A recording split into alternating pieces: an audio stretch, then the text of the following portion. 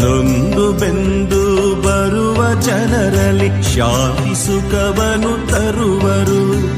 ಕಳೆದು ಹೋದ ವಸ್ತುಗಳನ್ನು ಕ್ಷಣದಿ ಮರಳಿ ಕೊಡುವರು.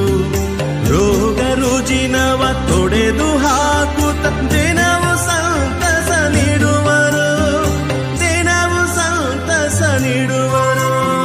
ಪುಣ್ಯ ಪುರುಷರು, ಪಾವಡ ಪುರುಷರು.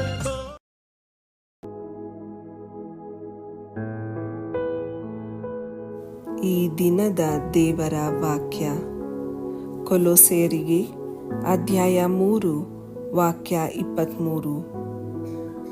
ನೀವು ಏನನ್ನು ಮಾಡಿದರೂ ಪೂರ್ಣ ಮನಸ್ಸಿನಿಂದ ಮಾಡಿ, ಮನುಷ್ಯರನ್ನು ಮೆಚ್ಚಿಸುವುದಕ್ಕಾಗಿ ಅಲ್ಲ, ಪ್ರಭುವನ್ನು ಮೆಚ್ಚಿಸುವುದಕ್ಕಾಗಿ ಮಾಡಿ. Praise the Lord.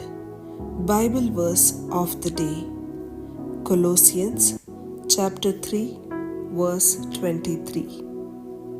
Whatever you do, work at it with all your heart, as working for the Lord, not for human masters.